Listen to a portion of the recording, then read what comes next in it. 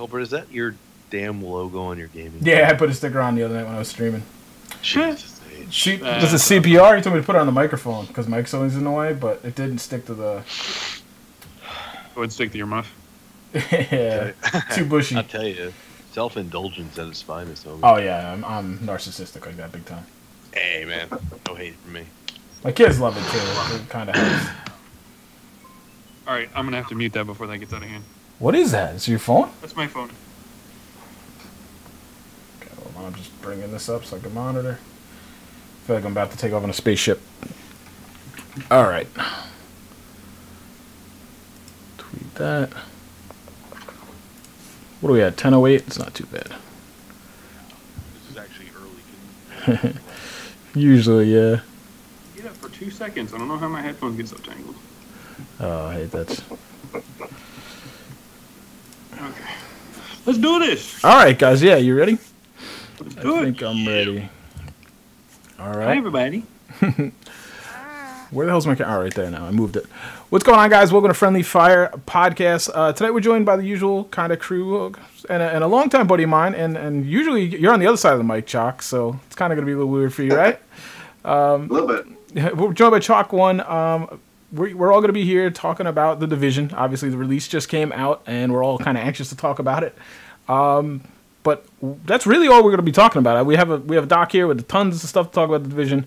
If we run out of time or we run out of content, we might talk about some other things towards the end. But I figured it's just easier to just devote a whole episode to that because we could talk about what's here now, we could talk about what's coming, and we could talk about what we want to see later down the road. I think as verbose as we are, it should be pretty easy to do. But let's go around the horn first. We're just going to say hello to Mr. The Puppy. How you doing, Pup? How you been, man? Anything exciting? What's up, everybody? AFK? I always do this segment. You hate it, but there's squirrels that live in my attic right now, so that's kind of cool. Oh, it's nature, man. Other than that, no. Life's been crazy. My daughter's been a daredevil. She's gave herself not a black eye, but she done busted her nose up. So that's there you go. It's like landing gear for a kid, you know. Yeah. Bumbles, how you doing, buddy? Welcome back. Thank you, my man. Thank you for having me. This is kind of your wheelhouse here, Mr. The Division. Yeah, man. Okay. I'm sure I'm not the only ear you've been chatting off for 2 months. So. I've heard a lot of them. And like I said, Mr. ChalkOne, thank you so much for coming on, man. You've had me on your cast before, so it's nice to kind of return the favor, have you on. And I've been trying to do this for a while, but we haven't quite had a perfect fit, and availability is always weird with time zones and stuff. But I know you've been loving this game, so you're probably a little anxious to talk about it like I am. How you been doing? I've been good. It's been busy. Life's been busy, but it's been good. Couple new projects on the go. So too many toys, not enough time, something like that. Judging by your Twitter feed. Way too many toys, that's for sure. I'm jelly. It's okay. I'm not making fun of you one bit. But let's take a minute here and talk about your new project before we get underway. And you're starting a new podcast, so I wanted to kind of give you a minute to talk about that. Figuring if someone's here watching this podcast, they might actually be interested in like a highly produced weekly podcast. All the things that this podcast is not. Top-notch quality. Knowledgeable commenters in the industry a little bit with Rumpo, right? And of course you got Scanner bringing the fire for about 10 minutes. So I listened to it. I enjoyed it a lot. I actually was like, the only disappointment was that it was only an hour. So you got that to work with because that covered most of my commute all week. So I listened to it in segments, so it was good. But yeah, if you want to pimp it out, I know it's always a little awkward, but go right ahead, man. Yeah, we just I used to do the Battlefield podcast for a long time, and that property's still around, but I haven't really played any Battlefield games in a while. So we figured it was a good idea to do something more general. So we started a new podcast called Push to Talk, and like you mentioned, it's Rumpo and myself. We're sort of doing the main talking, and Scanner's on every week to give us a rant about whatever topic he chooses, which is interesting. And yeah, we just recorded I can't wait to earlier today. Oh, did you? Oh, okay. I saw your tweet. I wanted to, with Battlefield podcasts, I used to get into a lot of live streaming and really lots and lots of effort type stuff. Yep. As you know, just setting up even for this show, It takes a lot of time, right? So we're going back to basics. Audio only, once a week, every Monday morning at 9 Pacific, noon Eastern. So we're going to try to do something very consistent, which is always tough, but so we're going to keep it simple. And, so far, so good. Yeah, I mean, I remember being on your cast and I was rewatching it and being like, holy shit, he changed the scene every time somebody talks. And I thought I was like mind blown. We've been doing this cast for a while. I mean, and I should note, this is episode 19, Puppy. We've been doing this almost 3 years now. I went back and looked, and I know that because I went back. Consistent. Yeah, well, it's not bad. It comes out to be like 6 podcasts a year. It's not that. Usually 1 year probably had 10, the rest, but we were already podcasting, plus with Nerd Talk and stuff. And then I went on Chalk's podcast, and I was like, man, he's like totally blowing me out of the water, changing scenes and all this stuff. I think you even had like delays built in back. I don't know. I was just like, wow, okay, so you've always been a production guy. And then, yeah, it definitely came across. Like, listening to your podcast, I was like, I kind of want to do a post-production or, like, not live, like, audio where you have your little, the cuts and the musical cuts and all this stuff. I was like, man, that sounds like fun. I mean, I know it's work, but I like live. Yeah, there's benefits to both, right? Yeah, Life it's is great. nice because you can interact, and it's more off the cuff. Like, you don't have to plan as much. It's less prep work, which works for us. Yeah. But just video is much more. Video is just so much more involved. Yeah. I'm just trying to see. They're saying you're a little low. Guys, is everybody low of them? I can turn them all up, but I can't turn just Chalk. But we'll get that figured out. Yeah, it's always grass is greener. Like, do live, you kind of envy the post-production. Post-production, like, I wish I could just be done with it when it's over and all that. But, yeah, for consistency, that's good. I'm looking forward to it, man. But sounds pretty good. And I noticed you're going to do more of a variety games, like you mentioned, rather than obviously focusing on one. But we are going to focus on one game tonight. That's going to be The Division, like I mentioned. Other than The Division, has anybody been playing anything else? Let's just get that out of the way. We always do this. Anybody? Yes. Oh, all right, guys. Yes. What do you got? A little bit. I had to play Styx because my internet went down. And Styx was free. It was a gold. Oh, is this a path we don't want to go down? No, it's actually a really good game. It was a family-friendly podcast.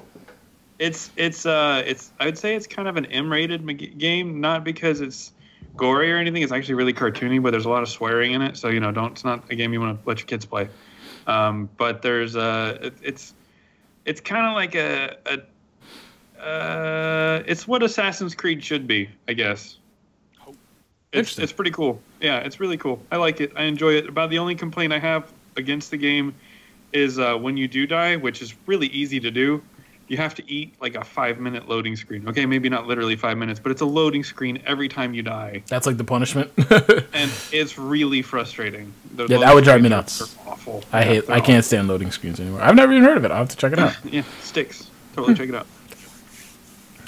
That's it? Nobody else? Chalk? Nobody? Nothing with all your... I'm trying to think. I haven't played anything. I bought Planet Coaster, but I have not played it yet. I'm looking forward to getting into that, but I've been all Division myself, so... All right. Yeah, pretty much. That's an easy one to move on, then. We'll scratch that off. So what we're going to do is going to break this down kind of into sections. We're going to talk about... the only way I can figure out really kind of do everything its due diligence is just we're going to talk about the 1 to 30 main story first, that arc, single-player campaign, whatever you want to call it. Then we'll talk about kind of the end game and Dark Zone. Will probably get tied in together, I think. But what we're going to try to do is just speak in broad strokes here. Try not to spoil or anything. Not that it's like an Oscar performance of a story, but... I didn't want it spoiled on me. It kind of did. I kind of figured it out as we went. It's not anything you can't figure out, but let's just try not to tell everybody what happens at the end. If it happens, you've been warned. But towards the end, we'll talk on full wide open spoilers. So if you don't want to get that, you can kind of see your way out at that point. But for now, who's giving me feedback? Bumbles. Yeah. You're feeding me back, I think. No. Sorry, all right. Nope. So for now, let's just talk. Like I said, Puppy, I did want to make one note. I watched the first time The Division was mentioned on this podcast was episode 2 in June 22nd, 2013, almost 3 years ago. Remember E3, the E3 show? And you said, if I have to climb another goddamn radio tower, I'm going to rage. So congratulations, sir. There's no radio towers in The Division. Yes. So let's just make note of that. And I believe you said it, I think last episode you brought up radio towers too. So... there you go. You got your dream. You got your wish. Ubisoft did not give you the Assassin's Creed, Far Cry, radio tower treatment. Maybe it'll be a DLC. I don't know. We'll see. With Empire State Building, radio tower DLC. Get out of here. Don't do that. Actually, you know what?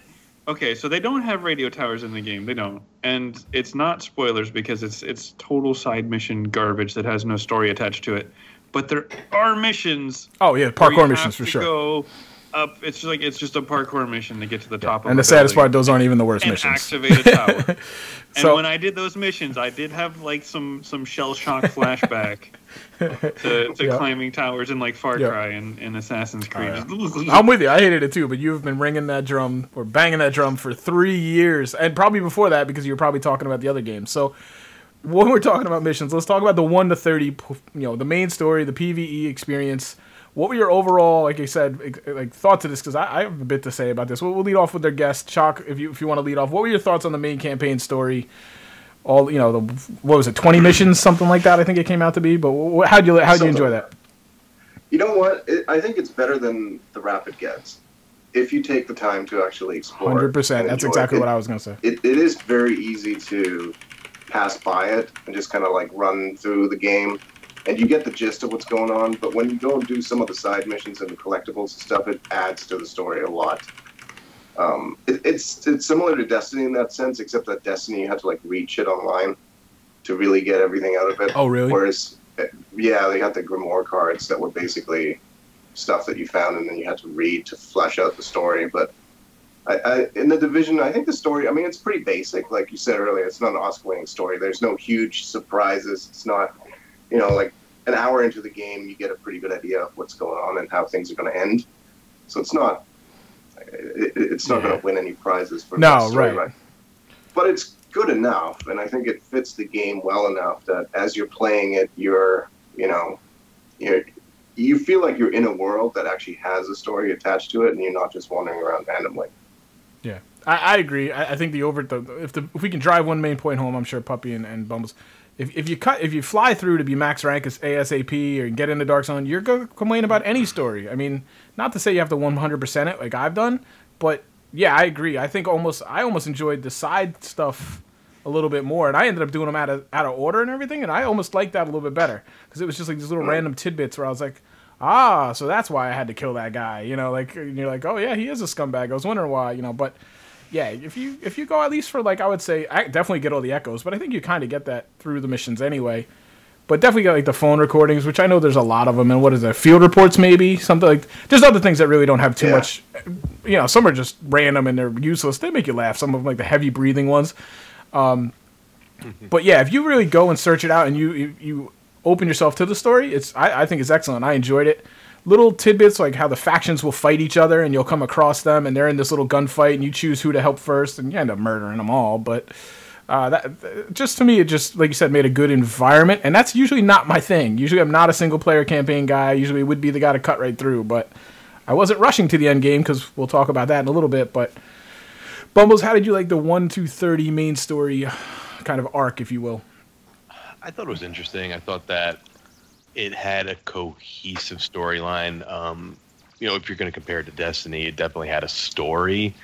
How much of a story, though? Really, it just felt like, go here, kill waves, call it a day. And I enjoyed it, though. I enjoyed the build-up. Like you said, the echo recordings. It was actually more of the side missions for me that I enjoyed, namely the missing persons, where you go to multiple echo locations and you find...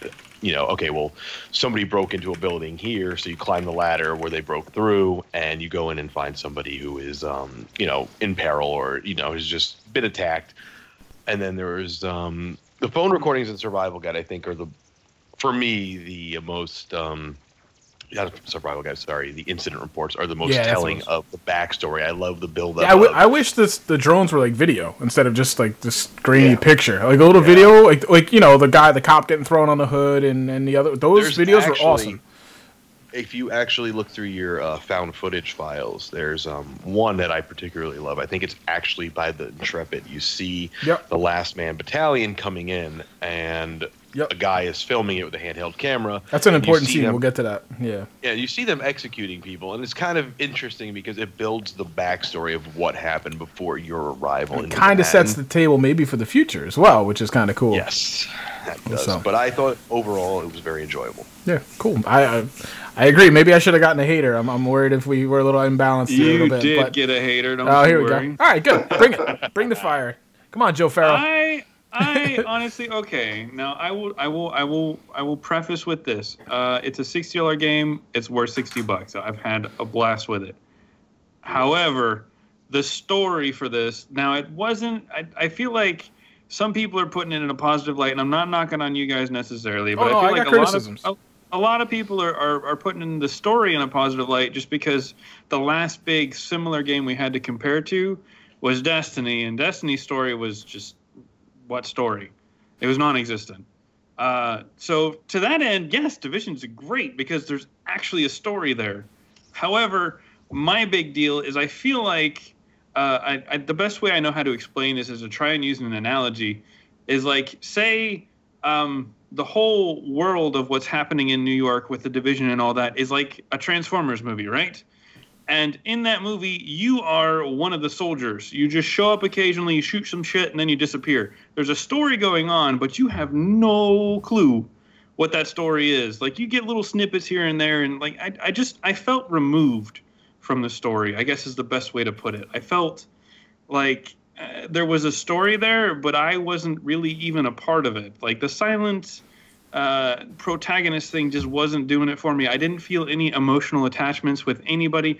Now, that's not to say the same for the Echoes. The Echoes and all that stuff, like in the phone logs. Oh, Jesus, the phone logs. Oh, but the little girl with the cleaners or the little kid. Yeah, some of those well just done. Ripped my heart out and stomped on it, and just absolutely grueling and very touching and very well done. But the actual like arc of the story with your campaign missions and like you said, your 1 to 30 campaign, it did not do it for me at all. I thought it was really, really bad. I felt like it was just tropey. Yeah. That's my word for it. And like I said, it's not a very deep story. Let's be honest. No. It's kind of, obviously the main story is pretty much on rails. There's a lot to do off rails, but the story is just kind of you're kind of pushed down the story. And again, we're all saying it's not this crazy thing, but for me, what happened is it's a combination. I mean, I was biased going in. New Yorker. I love post-apocalyptic stuff. We've covered this before. I think some of the villains are badasses. Some of them are a little shallow. Some I think are really cool, and I want to see more of. I guess maybe there's only one of those. But the environment you're in, like I said, little details like the factions fighting each other, or maybe these little audio recordings that you don't think mean anything, and then you're like, that name looks familiar, and then you realize where it came from. Even if it wasn't important, you're just like how it threads together. I thought that was cool. Like I said, a lot of it's tropey. A lot of the missions are kind of like, yes, repetition is a thing in this game. And I have like a note here. I mean, yes, it's repetitive. So is every other RPG. So is every other MMO. Like, if you weren't expecting it to be repetitive, then I don't know what you're expecting. I think the big gripe, though, on the story is length. You're saying for a $60 game, yeah, if this was just a single-player game, and that wouldn't be long enough for $60. Absolutely not.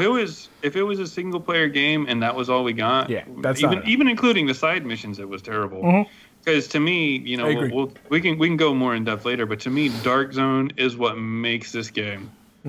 Well, let's talk about the chat we were having before we went live. All three of us before Chalk joined us, we were like, "Is it bad that we love casting, we love talking games, but we were like that we?" And I had this moment driving home from work. I'm like, I don't really want to podcast tonight. I want to get in and grind. I want to go because I don't get enough time. I can't keep up with people as it is, and I'm like, I'm sacrificing my Friday night where I can really clock some hours. And I'm like, what am I doing? But that's good. That's a good sign of a good game. But let's stay to the story. It's just, I think it is. It's too short for me. I would have liked to see more. Obviously, I think we're gonna get more story. Obviously. It seems like certain characters, and again, I'm trying to be broad here, got wrapped up very quickly. Like, they got built up, and then they got wrapped up very quickly, and I guess we'll get to that a little later. Keener. Well, he's not really wrapped up. I was actually talking about Bliss, but... I think just to put a final note on... Oh, I'm sorry. Did I cut you off, Puppy? Go ahead. I'm sorry. No. I had stopped, and then I just had a thought. To put a final note on it, though, I feel like maybe my opinion on what drives a good single-player story is slightly biased just because of how many games lately give you freedom of choice. And like you had mentioned, this game is very much on rails. The story is, yeah. Yeah, they guide you the whole way. There's no... Literally, there's the line you just follow.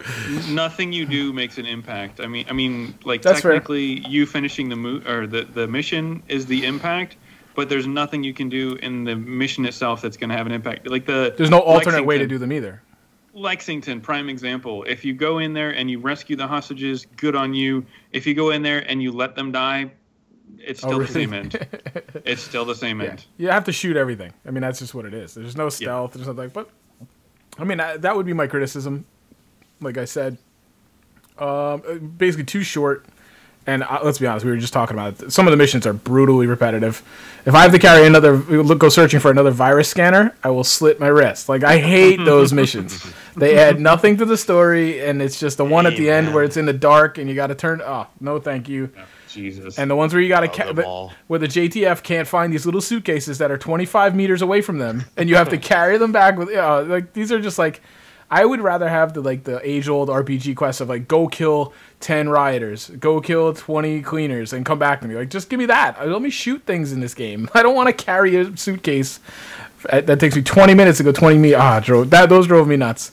The parkour ones, like, I was just like, yeah, this is just an ad for Assassin's Creed, basically. But because there was nothing to it, it would be like you wouldn't even fight anything at the top. You're like, that's it. And there's no radio beacon where you had that big cutscene and things. I don't know. It's just like, all right, guys, I've seen too many of these. I was very happy when I got the medical wing done. Yeah. So, does anybody want to add anything before I move on to the next point? We're going to stay on the storyline. I'm just saying. But the only thing, like, I struggle to compare it to something else other than Destiny. It's like, there's not. If you want really great story, there's good single-player games. But I struggle to think of any other game that has co-op and a portion of multiplayer and some sort of end game that can be expanded upon and a good story. I don't know if there is something. Well, I was going to make that point. Go ahead, Bob. I agree. There's not really a game out there like that. But that to me, that's the unicorn. That's what we're all. I feel like as gamers, that's what we're all hoping for. I mean, clearly it's not really out there yet, but... That was going to be my thing. I was going to say all the negative comments, like the things I don't like about the game, are faults of ambition. It's if this could have been very easily a single-player game. Would have needed more meat, but it's there. I'm trying to think, I guess what's the word I'm looking for? Oh, Jesus. What was the other? Skyrim. I was going to say Skywind. I knew that wasn't right. Skyrim. Don't or do even that. I'm just saying, like, where it's just kind of single-player, and that's it. Obviously, it had a lot more content, but you know what I'm saying. But it aspired to be a PvP game, and now it's kind of an open-ended game, like Chalk's saying. So where it kind of fell short is because it tried to be a lot. And I kind of give a little bit of a softer criticism to something like that. But I just want to address, Juan actually brought up a good point. I'm criticizing some of the side missions for repetition, and I kind of got off point. I think my repetition point was more like the bosses, like we were saying. Every boss, you just go and you shoot in the face until he drops. There's no, like... figure out the mechanics of how this engagement works, counter those, like a Dark Souls type thing. I guess that's limited because they're all humans, and they're all shooting guns at you. I feel like there could have been some more variety there. Like the last mission obviously had a little variety. I didn't particularly enjoy that. But I think we will see some more of that as we talk about some of the upcoming DLCs. I think they're going to try to change it. There's only so much I guess they can do without people being like humanoid, like fire breathing or fell in toxic waste and have some crazy powers. But I feel like they have room to play around with it though, because I think they've created this world where there's this division tech, and people have they've gotten a hold of this stuff that is quasi science fiction, and I feel like in that regards, I feel like why not just give some of that to the boss? Why not make something up and give it to the boss and leave it up to the player to figure out, all right, how do I counter this? What is it? How do I, I feel like they had playroom there and they just didn't really use it. No, I think they clearly just focused on the environment. Like you're fighting, you're not fighting these intriguing bosses necessarily, but you're fighting in a very intriguing location. It was more focused there, and I thought they did a good job on that. But that I just wanted to kind of get my course back on. I think that what you mentioned about how there's no freedom of choice, it's a linear path. We'll touch upon this later tonight, but I think that it's going to change up with the specific DLC release. Personally, it's just a theory I have. Yeah, well, we'll see. I mean, we're gonna talk to what we have right now. But yeah, I'd love to see it open up a certain way, but I don't see it. All right, so let's just talk quick. We should have done this first, but from alpha, I don't know. I think Bumbles, you were the only one who really played in the alpha. I didn't get an opportunity. I had access, didn't get to like release. Is there any big notes that changed? I know Bumbles, this was a topic you wanted to kind of talk on a little bit. So why don't you take that away? What are some of the things we kind of saw in the early days that changed? We're not going to talk about this too long, but go ahead. I know you wanted to touch on this. It was more about like what hadn't changed from the alpha to the beta to the full release. Myself and Pup, I actually think Pup, were you in the alpha with me? I can't recall. Yeah, I was in the alpha. Yeah, so you can, correct me here, but I personally don't think from the alpha to the beta to the full release of the game that there was actually truly things that changed. In the last podcast, there are multiple things that we're discussing that we're saying, oh, this is just in place for the beta. This is just in place for the beta. It will change to the full release. And we were pretty wrong on almost all of those accounts. The only one we weren't was the removal of the big red barriers that would put you out of bounds. But I feel like the beta and the alpha were more of the stress test to see what they can get done with the ping times, latency, if you will, quote unquote net code, hate that word, and just to kind of get things running smoothly for full release, which they were running very smoothly on full release. Outside of the first couple minutes, the servers were kind of being I've had no issues myself. So I've had no except for some full screen loading bug, but I've kind of I think what's nice about it at the same time is that from alpha to beta to full release, what we experienced was what we got, and it just amplified more of it. I think that's fair. And I think there's certain things, like what we were talking about with the whole. One of the things we were discussing was the safe houses in the dark zone. You go in, you can come out before you even load in. You could probably get lit up, or just as you load in, you're getting lit up, and there's not really much you can do about it. There are certain things that I still would like to see change, like running out of the dark zone to a checkpoint. If you get shot at by AI or another player, you can't leave until that fight is dealt with. So there are things that we were hoping that would have been changed from the beta that just didn't. But overall, I'm just very impressed by alpha, beta, full release. It was through and through the same thing, and there was very little that changed. Yeah, for better or for worse, right? I don't feel like we were misled, really. I think the map got opened up a little bit more. I guess we can touch on the map. I mean, that was a big concern in beta. Do we think this map is adequate, both, I guess, the map itself and the dark zone? Chalk, what do you think? Density-wise, I think so. That was a big thing for the beta. People were like, this is so small, so small, so small. So what do you think on that? What are your thoughts on that? I don't know if it needs to be any... I mean, I'm sure it's going to expand in the future, but it's a pretty decent size. I feel like the dark zone right now is that kind of size where it's broken up pretty well between areas where you feel like you can somewhat safely walk around and areas where you're pretty sure you're going to get into trouble. It seems like a decent size. Like, I haven't really found myself wishing for more room. I've found that it was too small. It will grow in the future, right. No doubt about that. I think the main dark zone is like the place you're looking for space because you're running away from people. So that's why that feels small. You're like, I'm running 10 blocks. I need 10 more. Like on the main map, you're just kind of like, whatever. But I feel like if that was much bigger and you had all that room, it would take some of that away from what the dark zone is all about. Right. You want to rub elbows with danger a little bit. I think it's interesting how the west side of the dark zone doesn't have the vertical road.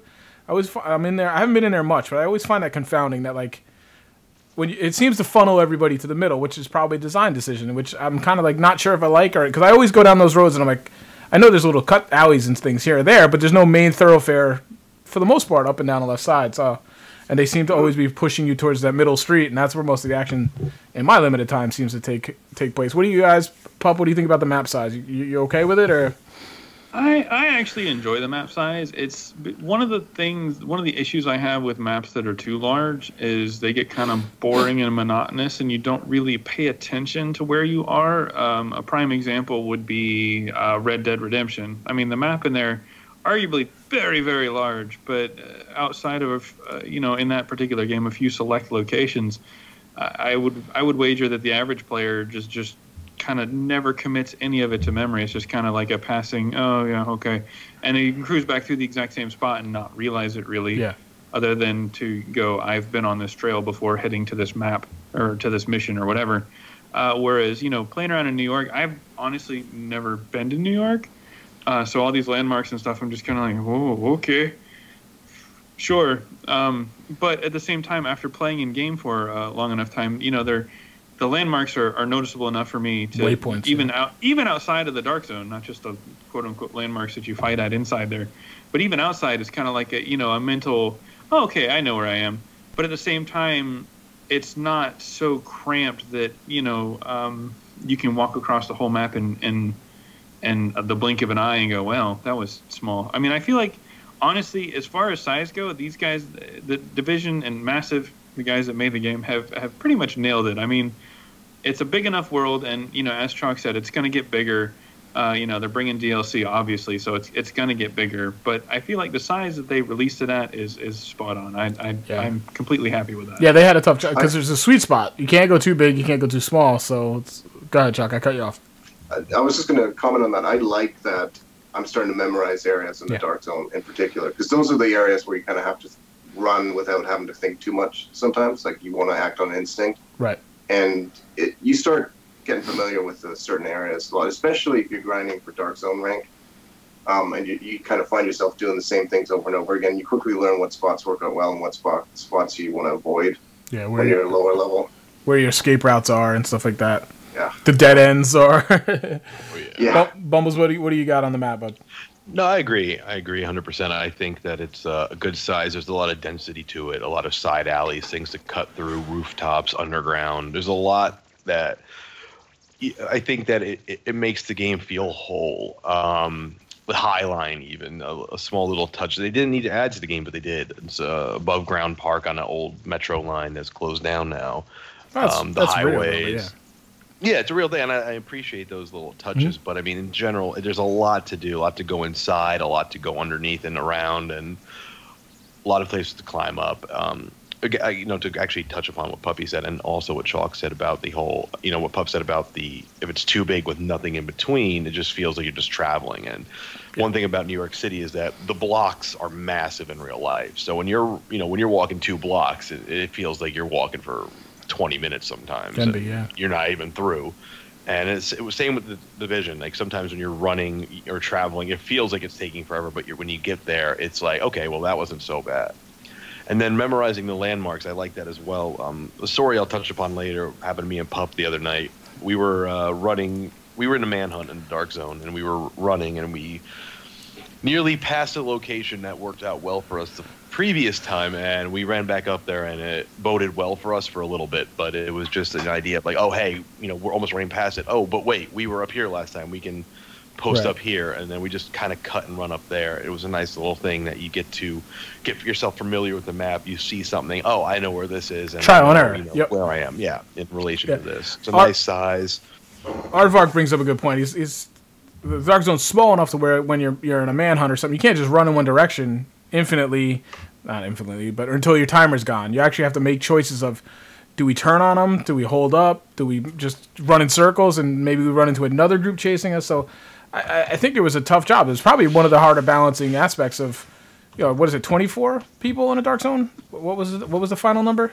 There's a limited number of people in the Dark Zone either way. So it's like we got to find a sweet spot of where you can maybe go farm if you really want to and just be left alone, almost, unless someone's actively hunting you. But yet we want it close enough where people are going to stumble across each other too and have these really awkward engagements and tense moments. So listen, while we're talking about the Dark Zone so much, why don't we just get on to the Dark Zone topic? We're obviously covering the map. Puppy, what is your overall Dark Zone experience been, and how has it come in? And everybody can have a chance. How has the Dark Zone experience in release kind of fallen in line with what you predicted and thought it would be? And because I think the Dark Zone's kind of the experience we thought this was going to be 3 years ago. The whole game, it was going to be kind of more akin to the Dark Zone. So I'm curious where this comes. Go ahead, Pup. What do you got? The Dark Zone is so good. It is so good. When I honestly, out of every critique I had for the game pre-launch, my big thing was like, it doesn't look like there's a lot to do, which, let's be real, there's not. Right, we touched on that. But then my other thing was like, oh, the Dark Zone's going to get boring quick. And to that end, I was so wrong. So wrong. How many hours do you think you have, Paul? Let's just give. I meant to do that earlier. I know how many hours I have. I looked it up online. Good boy. And I will take guesses, but I am quite frankly a little embarrassed. Oh, stop. Well, I've got 55. Chalk, we'll come around. Chalk, what do you got? Border. I have 56. Okay. So Bumbles, what do you? Wow, you're way ahead of me. Good job. Last I checked, it was 5 days and 22 hours. Okay. So, Puppy, you don't have to be embarrassed with that here, too. I do, still. You're high? Oh, $1. I'm betting $1. All right, should we do the chat? Chat. Well, Puppy talks about his point. Why don't we try to guess how many hours or days should we say Puppy has? I know how much. You guys can. It's been out almost 2 weeks, right? With like 10 days, something like that. There's a website out there called Division Tracker. You can look and see how much time everyone's put on there. I don't know. Go ahead. Continue your point, Puppy. It's spot on. It's spot on because it matches up with my Xbox Live. But anyway, go ahead. Finish your point. To finish my thought, it's exhilarating. All right, so like I think part of what really sells the Dark Zone to me anyway is it's this how do I word this? It's a good blend between the size that we were talking about previously, where it's big enough to spread everything out and kind of add some tension and some moments of no action. But at the same time, the AI is fairly tough, especially at endgame. And, like it progresses the higher up or the further north in the map you get, the tougher the things get. So obviously when you go in, you're on the south side and you end up working your way north, especially if you get a bunch of buddies in or whatever. But at the same time, even after a while of grinding, like anyone that's going for that perfect end-game setup, trying to get their item level 31 blueprints and whatnot and get their DZ rank 50, you're putting in that time, and thank God for the fix, by the way, with that, that you were losing too much experience on a death. But anyway, you punctuate that, and in that grind, it gets a little bit dull, but then there are those moments where somebody jacks your stuff. Mm-hmm. And when somebody jacks your stuff, or somebody just makes you go rogue, or, they piss you off, they grabbed your division tech or whatever in your chest, and that was yours, and you just pop off, and things escalate so quickly, and it is so good. It's so exciting. It's a pretty unique experience, yeah. On Xbox, as long as you're not an Xbox Live party, the people in-game can talk to each other, too.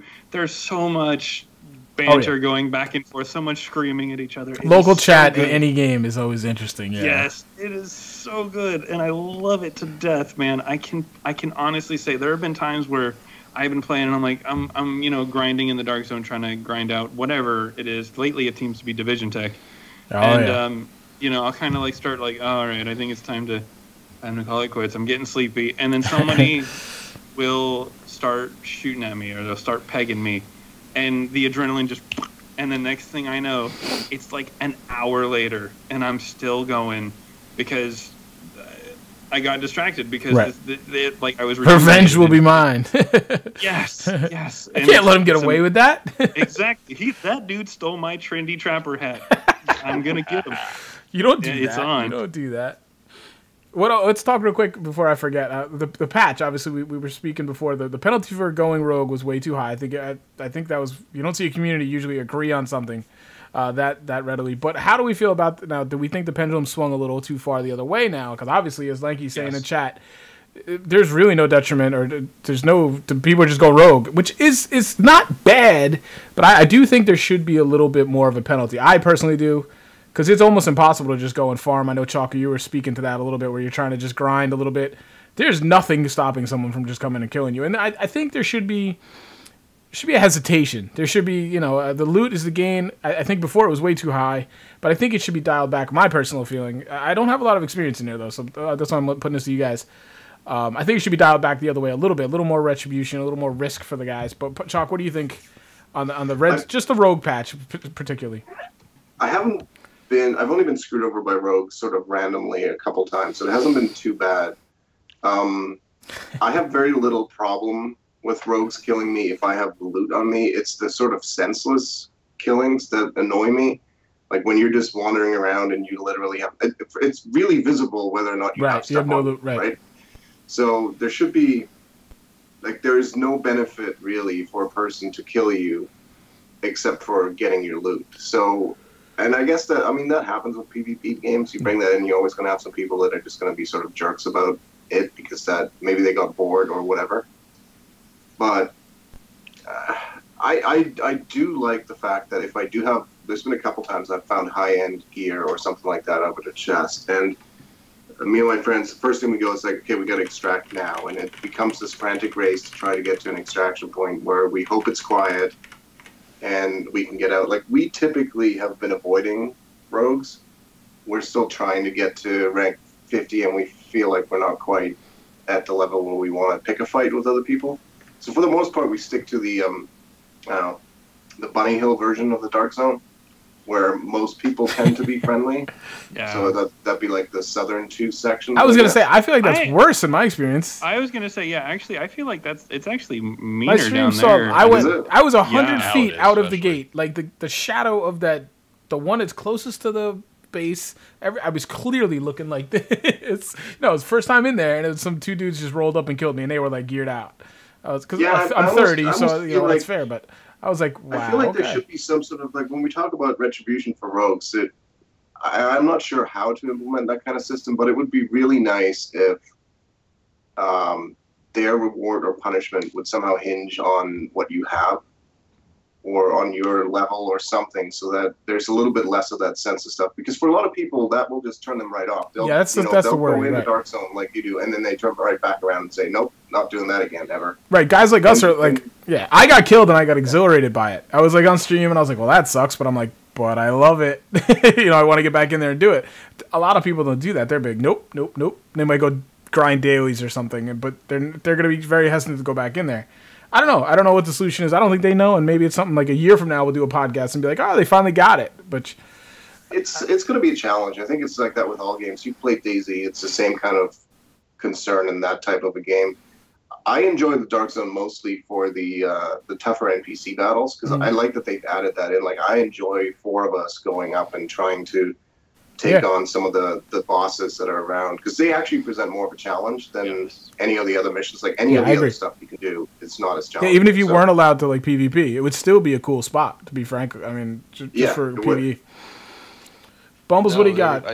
I'm with everyone on that. I feel like lessening the penalty for rogue has actually incited what the developers intended, which is a PvP environment where anyone can open fire at you at any time. And I think what was preventing the amount, like, rogues from being so high up in terms of like how many you see in a given instance is that no one wants to lose like 30k XP. No one wants to lose like 2 levels. Like, there was a night where me and Puppy, we got marked rogue once. We got killed, and we ran into a group of 53s while we were severely under-leveled, and he lost, I think, about 3 levels. It's like nobody wants to deal with that kind of bullshit. Agreed.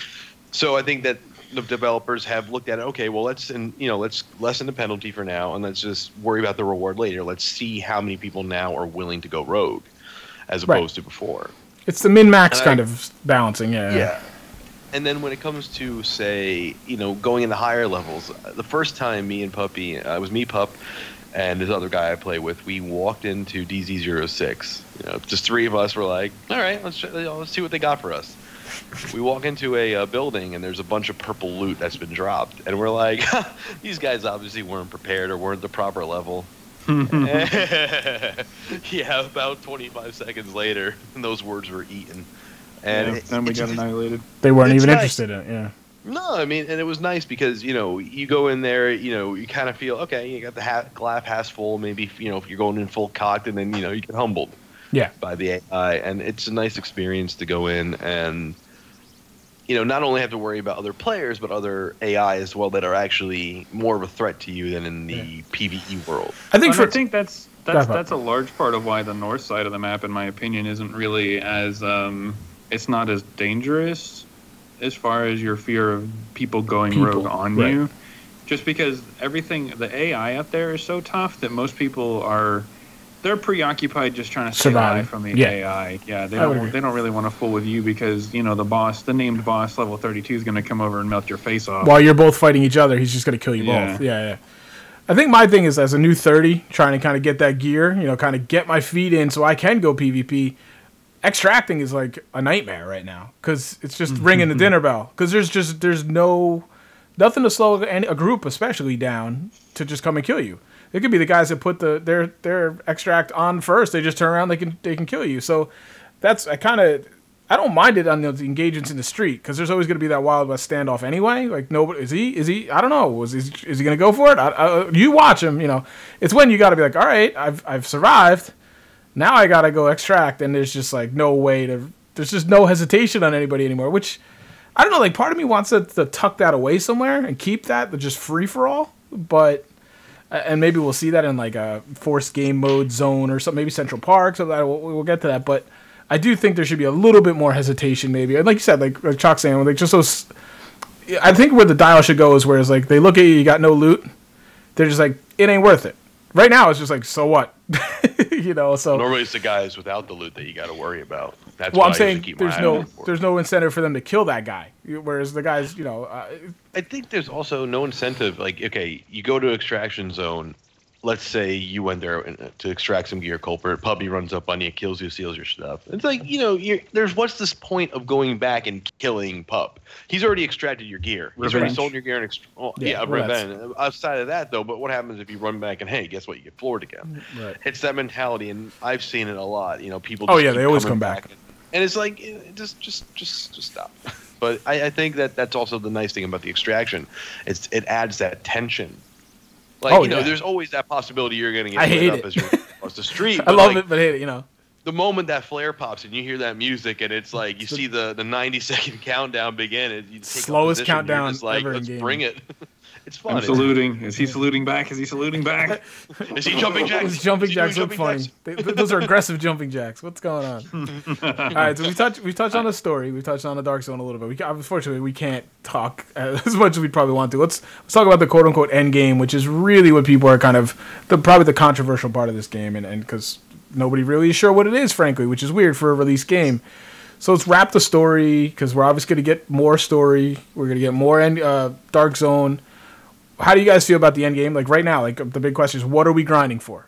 Obviously, yeah, but to what end? I don't know to what end. Yeah, like you said, I'm not entirely sure what the end game is. That's the what I'm end game saying. Seems to be Phoenix credits, but I'm not sure. It's not even that.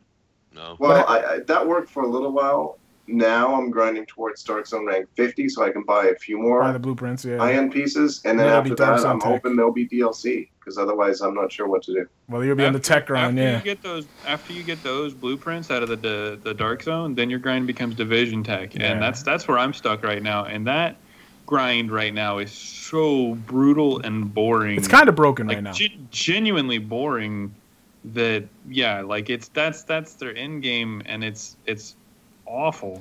But even I'm talking about like, what are we getting these things for?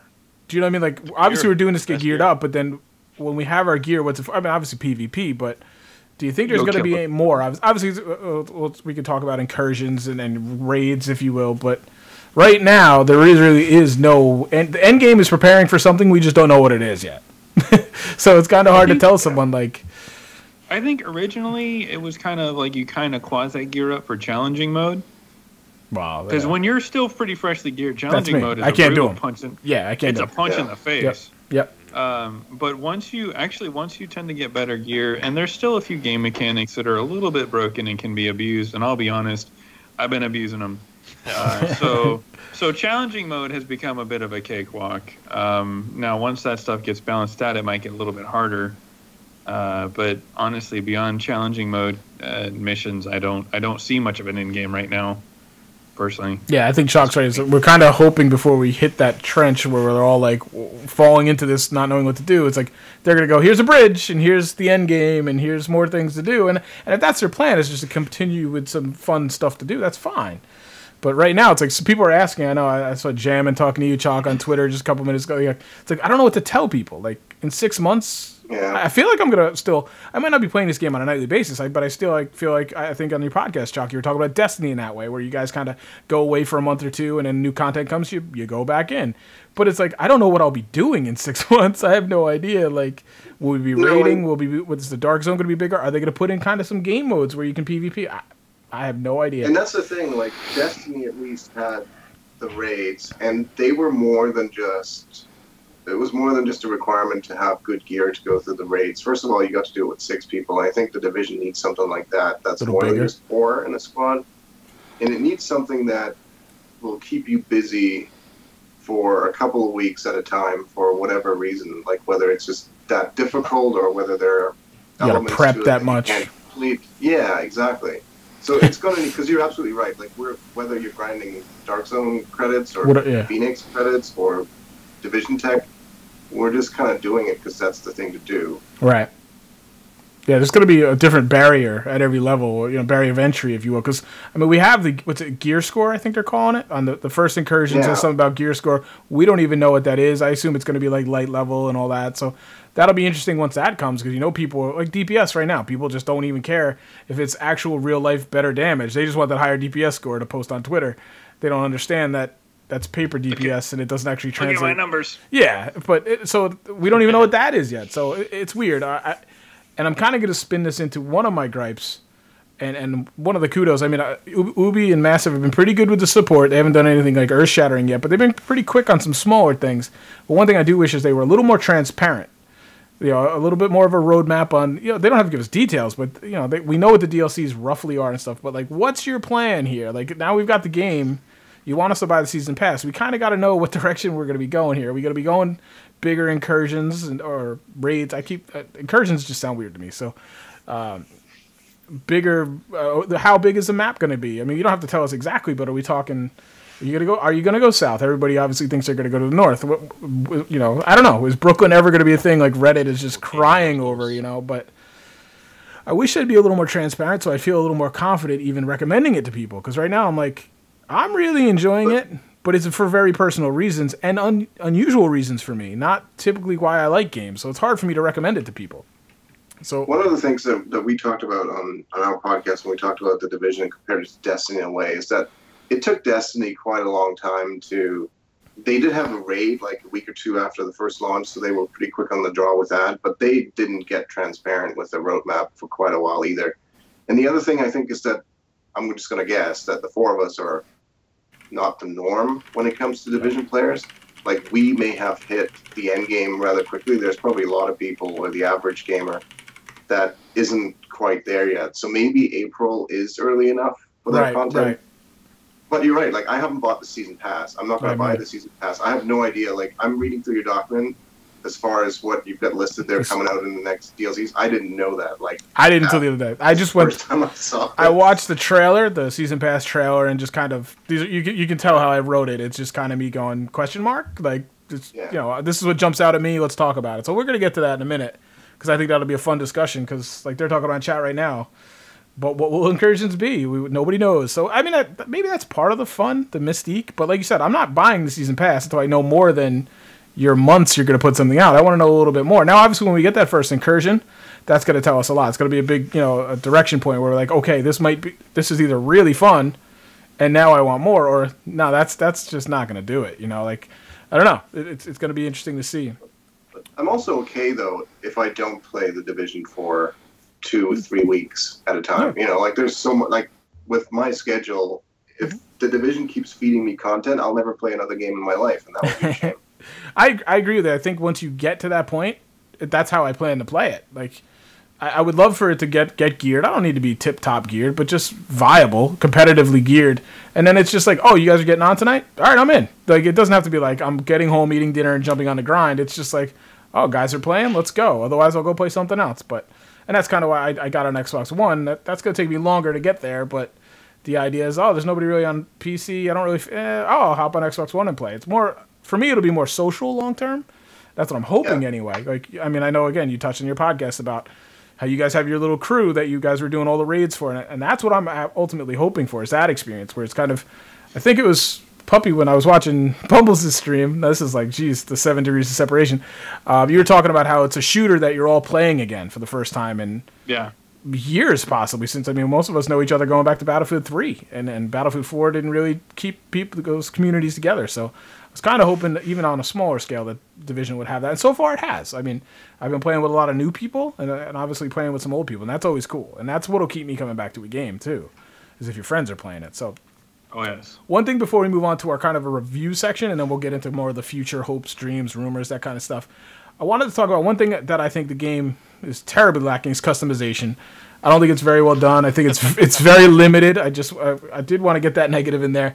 The character creation is borderline a joke. It really is. I mean, when you mentioned earlier what changed from alpha to beta to final game, I thought that during the beta, they had like 3 faces, and I figured, okay, good enough for a beta.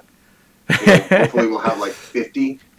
or something in the full game. No, we got like 5. That's like barely good enough for an iOS app. Like it's just, like tattoos that come on your chin. It's really bad. There are I was more like tattoos than hairstyles. I was like, wow. That seemed like they just kind of. They ran out of time. I gotta figure What bothers me, and this is just personal, there's no black leather jacket. They got a ton of brown shades of leather jackets, a gray one, a blue one. You don't have a black leather Everything's jacket. earth tone. Everything's What kind dull. of world is this?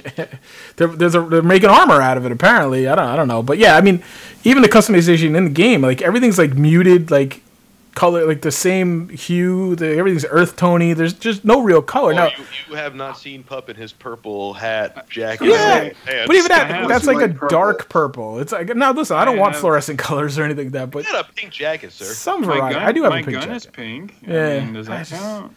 It just feels very muted and washed out. Like the colors are very. It's just like, can we get a little? I understand this is post-apocalyptic. I understand all this stuff, but it doesn't mean all the colors. It's one of the most visually beautiful games I've ever played. Yes. Like you could just stand in the snow and watch yourself get covered in snow and not see more than 10 feet in front of you. I hate that, but I love it. A sunny day and watch one of the rivers. I don't know what they're called, but Yep, I saw your Twitter picture. That's an awesome picture. And just the thought you had too was like, are they sick over there across the river? And I've had that. I'm like, they don't really touch on the rest of the world. We've seen it in some of the cutscenes, but there's not a lot spoken about it, which is kind of cool because if you're in the middle of Manhattan in the shitstorm, you're not thinking about the rest of the country. So I get that, but yeah, the environment, and I do have that bullet point here. I think the environment, the immersion, the experience of Manhattan is phenomenal. I hate those snowstorms, but I'll be in a gunfight. I'm like, God damn it, I can't see anybody. But I'm like, but I love it. And I laugh at myself because how angry we all got with suppression and the blurring of everything. But yet here I am in this snowstorm, and I love it because it's a snowstorm. It's not suppression. But I gotta ask you, Bumbles, you and Culprit are up there. Is this just me because I live in Florida that I just expect it? Or is there legitimately no such thing as lightning and thunder in New York? No, there is. My God, there is. Not like you guys in get the wintertime. Yeah, not in the wintertime. Yeah, it's more a summer thing.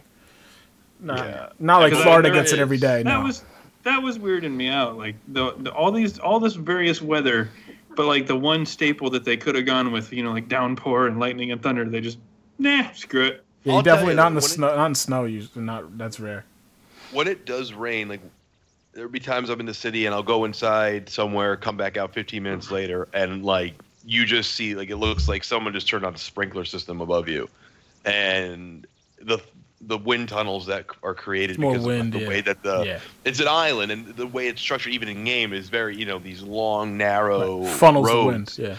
It funnels the wind, and then when the thunder hits, it's the loudest thunder I think I've ever heard anywhere. And I think that would actually be an interesting idea in the future. Like, hey, let's bring it into summertime now. Let's get some different. You wonder if they're going to do something like that. Yeah. I would hope so because I don't want to play in the snow in the middle of summer. Like, it should be fairly straightforward for them to do like a weather update or something. All the daisies growing out of the corpses would be really nice. Well, I like the idea. Well, the thing I love about the atmosphere of the wintertime is that you have that.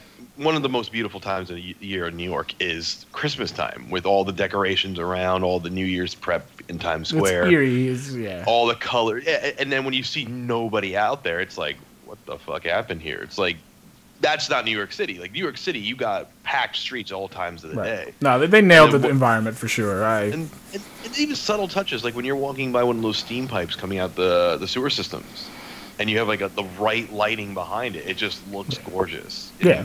There's times where I'm searching through loot, and I'll just stop and I'll see like the snowstorm outside the window, and I'm like, damn, I don't want to go out there. Yeah, and for me, this is all on a 680 graphics card, or consoles. I mean, it still looks good, so it's pretty amazing. The one last thing I wanted to touch on with the review side is kind of this notion of class builds. The customary, the standard classes that you get in RPGs and stuff. Now, they touch on it a little bit.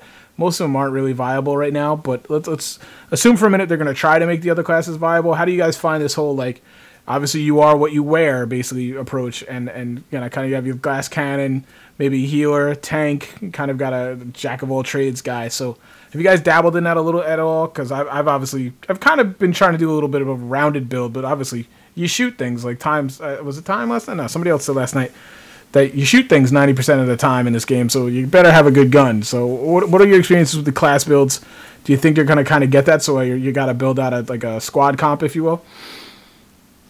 Nope. No. Keep casual. I think the closest to that we've done is we've tried not to all use the same. Yep. The skills at the same time, and the ultimate. Right? But that's about it. Because there's really no class system. Because you can be whatever you want. If you take 3 minutes, you can become something completely different. I will say, on a personal note, Chalk, you guys should all use smart cover at the same time. Stack in the it exact up. same area. It's beautiful. Yeah. See, we haven't done That's that broken. They need to fix that. Stacks like nothing. But for us, it's like we go in the dark zone with things that are hopefully not grenades or turrets because we don't want to accidentally go rogue by tossing those in the wrong place. And then the rest, for me, weapon-wise and what attachments or gear mods I use, right now, I'm just trying to keep the different, stamina and electronics and firearms at the right level so that all my weapons perks are activated, or talents are activated. Right. That's my only guide right now. Other than that, I think most people just go for the biggest DPS without trying to be too squishy. Yeah, well, the Vector with the crit chance and crit damage is kind of what it's all about. But that's not really, Aardvark's saying he's got a class that isn't dependent on that. But we should touch on that, because everybody's like, oh, Vector's OP. The Vector's not OP. The Vector's just widely available. It's the easiest gun to get, the easiest gun to roll. It's SMGs that are OP. It's not necessarily if you wanted to make that Vector. statement, because I think the AUG and the MP5 are actually better platforms than the Vector. It's just you can buy the Vector for just coin. What's it called? Phoenix credit, no Dark Zone tech, and you just roll the hell out of it once you have it. So. If you need me to rein it in on this one, I can a little bit, and I'll try not to get too into it. But in the Skype chat that still exists miraculously, we touched on it a little bit, where we were talking about how SMGs are a little bit overpowered right now, and part of the reason why I feel that is SMGs are one of two out of all the gun classes that comes with a very significant passive perk. Passive perk that comes on the gun. That's directly related to winning or losing. Yeah. Right, whereas your other guns don't. And I threw out the idea, and I was like, why don't they have, say, okay, your SMGs have crit chance, 20% crit chance, which is crazy, but, cool, whatever. Why don't some of the other guns, like ARs, why don't they have crit damage bonus? Yeah. Or, something, well, see, accuracy is kind of one of those touchy ones, just because then you're messing with the archetype of the gun. Right. But I feel like they could have added things that were damage related to each gun to make them all viable without having the meta that we have right now, where it's basically marksman rifles are the best for PvE content and SMGs are the best for PvP. Yeah, they could have done it. Assault rifles kind of having a little more upfront base damage and maybe even a slower fire rate to kind of balance it, where they're the mid-range weapon, because obviously DMRs do a pretty good job of reaching out and touching, or battle rifles, whatever they called. They reach out and they do a pretty good medium plus. I'm not a DMR guy, you guys know this, but I've been using them quite a bit in Division, and I think they fit their role very well. Shotguns, I hate shotguns, so I'm not upset by this. I don't know, they're kind of lost right now in my opinion. SMGs obviously dominate from 20 meters in, and you can extend them. They're viable. They're not exactly the weapon of choice, but they'll work in a pinch. ARs kind of seem lost in there, which I kind of get. The versatility is the buff of that gun, but it does seem weird, and obviously that's why you're seeing this SMG. Just the crit chance is just ridiculous, and it's easy to build it, and then also you can get max, which cap 60% crit chance or something like that over your whole build, and you still have room for other stuff, that's what's really kind of weird. You don't have to just totally go into that, and that's it. You can still kind of get other, even damage to elites if you wanted, or armor stack, or obviously crit damage to pack on there, but. Yeah, it's interesting. I think that stuff I'm not going to nitpick on, because that's pretty easily, mixed around. I'm sure they'll address that Plus, as they go. We haven't seen any of the blueprints change, that kind of stuff. So they haven't. We'll see how that settles out. They will have changed now, right? Or they should have. No, it's just. Is it still the same? The blueprints are the same. They haven't. They've been confirmed that they will change. My guess is it's probably. I was looking forward to it. I know the first week they didn't change. I was kind of hoping they were going to change today, but I haven't had a chance to check. No, my guess is it's going to change first DLC. That's what I think it'll do. Yeah, the weapons change. Obviously, they cycle, but the blueprints have not. So that's again why the Vector is just everywhere. It's the Fisher Price, my first high end weapon. And I'm looking forward to it. I'm gonna roll the hell out of it. It's a 31 as well. It's an item level 31, so it's doing much more damage. I got dropped a AUG the other night that was a item 30. Considerably not as good as the Vector, but because of the perks it had on it, plus the DPS bonus, it was just ripping through things better than my rolled Vector rather. Now I rolled another Vector the other night that is also better than that AUG. So it really depends on what the perks are, what you throw on to increase it. I even have a black market AK that has a 169 critical damage rating on it, but the damage percentage, chance for a crit shot is, I think, just under 24 right now with what I have on it.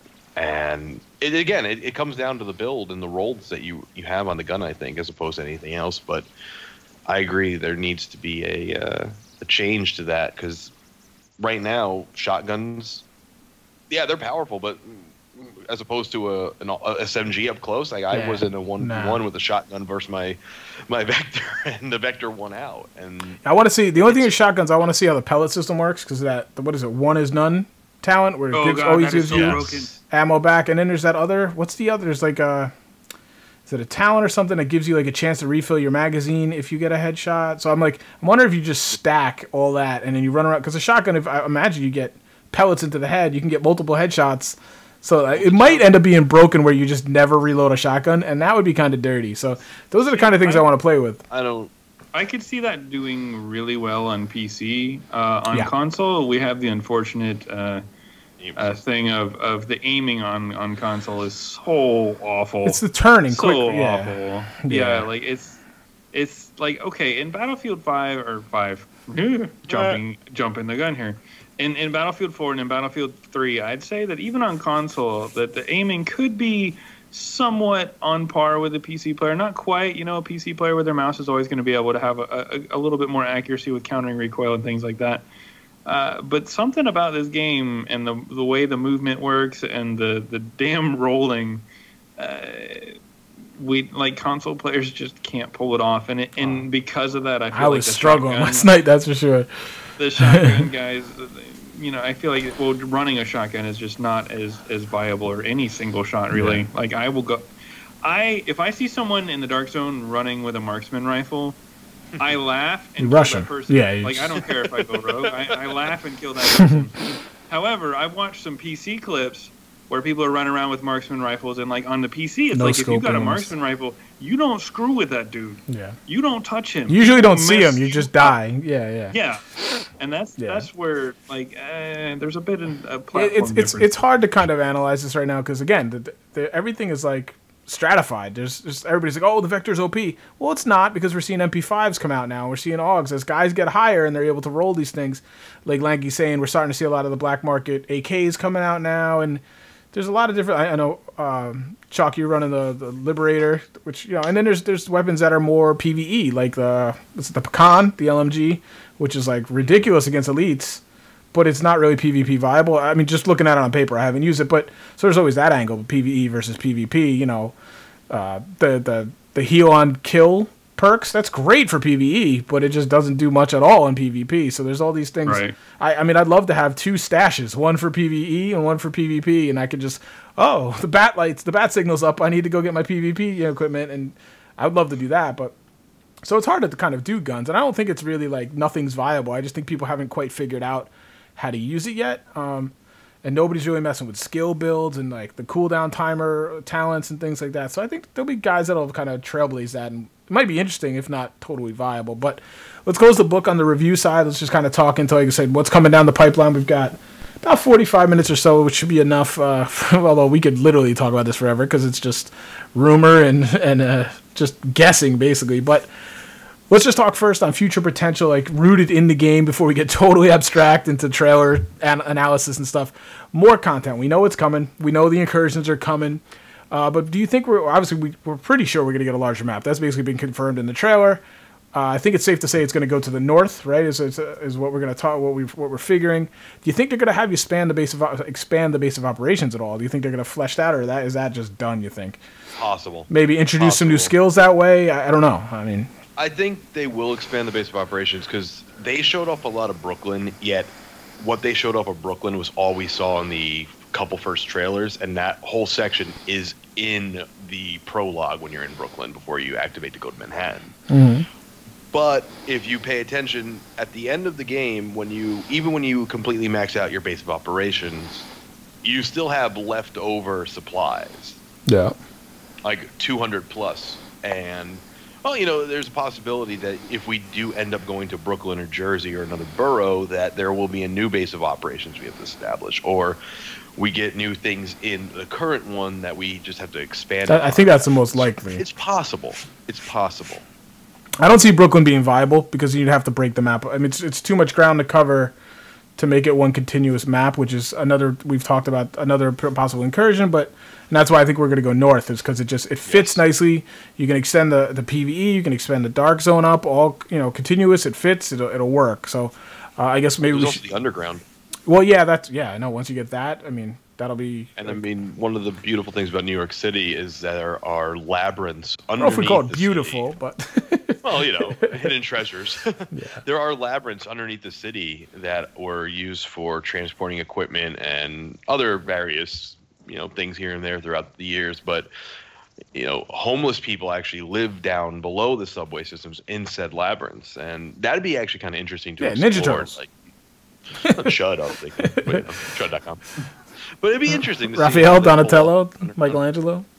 It'd be really nice to see how they pull off an underground section of New York and just how much more depth it can add. Because one of the, completely different game, but Fallout 3 in New Vegas, their underground systems were pretty vast and had a lot to do. I mean, they weren't you don't go into the subways in Fallout 3 thinking, hey, I'm going to find everything I can. It's just a nice little subsection that I think the Division would actually benefit from. I'll be real nervous going into the subways against some of this AI, though. I'm not going to pretend. The flames and the seeker mines and the shotgunners running right at you and you can't dive. It's going to be... It could be a nightmare. But, yeah, I mean, it's kind of a Ninja Turtle Division crossover, right?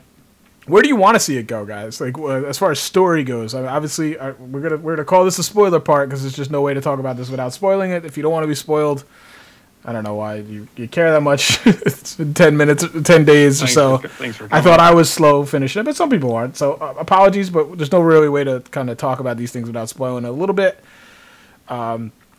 Two main questions: where's my boy Keener going from here, and are the LMB done? Obviously, we know they're going to be in the next incursion. I don't see them just removing a faction, but what role might they play? We think we're going to the north, Central Park. They're talking about Dark Zone. How do you think that might play out? Pup, what do you think about all these these open-ended kind of storylines they have going on? I honestly, I don't even know where to begin with speculation on it. That's the fun part. I would like to see them take the story in any form in a direction in which I don't feel like Johnny Do-Good. Add some morally gray. Like our antagonists are very morally gray, so why can't we be morally gray? It's all gray. That's what I'm looking for, though. Like, I felt like so far in the story, it hasn't really had much of that. They did really bad stuff. It might have been for... They might have had a good point behind it, but they're kind of dicks. Right. So go kill them. I don't know. Like, Bliss, he obviously flipped. It's perspective, though, yeah. Why exactly? And can maybe they put us in a position where we would consider doing the same? Well, I'm hoping they go. I mean, that is the whole meeting with Keener at the end. Is they pose this Star Wars Dark Side Jedi question to you, and I really hope they go into that. I think it's awfully ambitious because it's gonna flip the whole game on its side. I don't necessarily see them doing it, but it would be pretty awesome if you could literally choose, and suddenly there's this other faction in the Dark Zone that I don't see them doing it because it's incredibly ambitious. But when he's talking there, I'm like, I'm an easy sell. I'm an easy sell. Where do we meet? Do I get all the fat loots? I'm in. So, but That's my theory. Yeah. I mean, we talked about this the other day a little bit. We touched on it, but I don't. Can they do that? I don't know. I don't know if they can do that. I think it'd be an interesting change of pace. I think that you look at games like Skyrim, Fallout, that's one of the nice things. You know, you can meet this guy. Hey, how are you? Hey, can you help me fix my car? Okay, thanks. And then shoot him in the fucking face. Like, hey, why not? It's interesting to have that aspect of playing. I don't want to say the bad guy, but just the anti-hero. It would be interesting because Keener's points in that final echo are pretty valid. I mean, when you think about the whole incident of the Dark Zone and why it's walled off and why they decided to abandon it, it's like, what's to say they're going to just not abandon you in the middle of the city? And one of the things about the survival DLC, I don't know if you want me to touch upon this now, Culper, or wait till later. Let's keep it. We'll get to it. Yeah. And there's a bit about the survival DLC that actually coincided with the original idea for the game when it was initially discussed after its E3 2013 reveal. That was obviously removed, but it looks like it's making a comeback, and I'll definitely touch upon that later. Yeah, I think it just gives them an opportunity to really make an interesting twist where they could retell the whole story from a different perspective now, and then hopefully by the end you could be like, I don't know which is the right, who are the good guys? I don't know, but that's what I want. Yeah, Chalk, what do you think? I don't know if they'd ever get to the point where you would be able to make a choice, just because that's the logistics almost too ambitious for a game that lives half online. Like if it was a single player game, it's easy to let you make a choice, right? Because you'd have to have a whole new base of operations. You'd have to have and what do you do if you chose the dark side and your buddy chose the light side? Yeah. Now you can't really work it just doesn't really make sense anymore. Right. There's a lot of knots. Yeah, it'd be nice to see more of the other side and at the least leave you with a moral decision in your own head as to I'm not sure if I'm doing the right thing or do I kill doing something else. Yeah, at the end, do I kill Keener or do I arrest him? That kind of thing. Maybe is your decision because. The rest is now going to portray his side, which is going to show that maybe the JTF are a bunch of fucks, and maybe I suspect that there's something fishy going on with the division. They sure as shit can't aim. Yeah, and the division agents sure turned pretty easy, right? So yeah, I mean, there's a lot of cool fodder there that they can play with, and I really hope they like Puppy saying, don't just follow this. We're the good guys because make us think a little bit, make us guess, and by the end of it, it's all wrapped up. Maybe it's not a whole I don't know what I would do, but just make me think about it. That's that's a valid point. You're a little crazy, but you bring up a valid point. But I'm still going to shoot you in the head. But maybe there's a decision somewhere along the way there where, maybe he can't harm anybody anymore. Do you just let him run off into the sunset, or do you take him out, kind of thing? I don't know. The man has biological weapons at his disposal now. You take him out. Well, I'm saying you neutralize that, and now he's going to get away. You got one shot to take. I don't know. It's kind of weird. I hope they kind of go a little less vanilla trope. I keep using that word because I just think it fits the best. But there's a lot of potential here. I don't like Chuck saying. I don't think they can do the mechanics of it all, but it would be really cool. It would, because I like. There's a lot of potential for the story to become better and less tropey.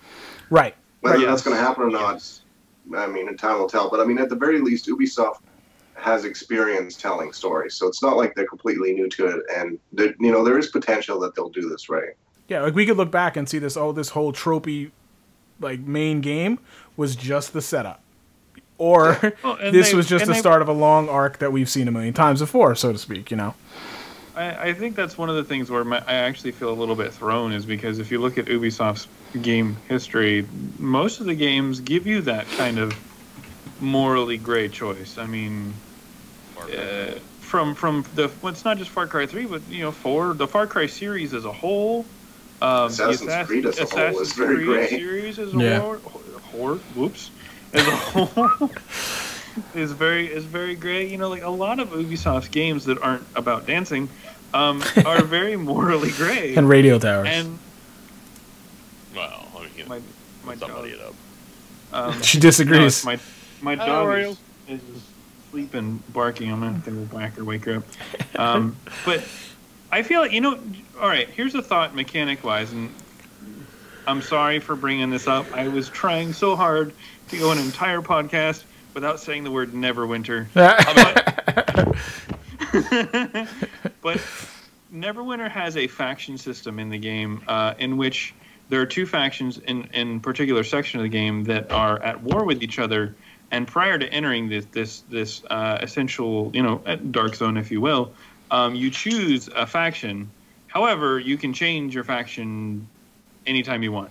and that's mainly for game balance purposes. But I don't see why they couldn't do something similar with Division. You know, they have to give us a new area, but why not give us like a dark zone or some sort of PvP area where you do have to faction up to get in. But you know, to overcome the whole you know, what Chalk had mentioned, where my buddy went with the light side and I'm on the dark side. You know, now we can't play together anymore. Maybe make it so that you can kind of swap sides a little bit, or you could just be literally, which side of the dark zone do you enter from? You know, like it's something as simple as that. Like, and there's just this ongoing war, even maybe with NPCs. You know, like we have that with the JTF fighting the rioters and the rioters fighting. You know, you could have this going on around you. You know, I don't know. Not to interrupt you there, Culprit, but can we first get the JTF people to properly call out who they're actually fighting? Because they're calling everybody. It's the cleaners every time. In a row. Oh my God, it's the cleaners. What the fuck? I don't care if you pick the right one, but pick one for each fight. We got professionals on our hands. Can we name? Are they all codenamed Alex? What's going on? Yeah. Oh my God, so many Alexes. Mode. Oh my God, they got Alex. My other thing that I noticed too is that the AI that are fighting you, not only are all their friends named Alex, but they all also seem to not be able to recognize what gender you are.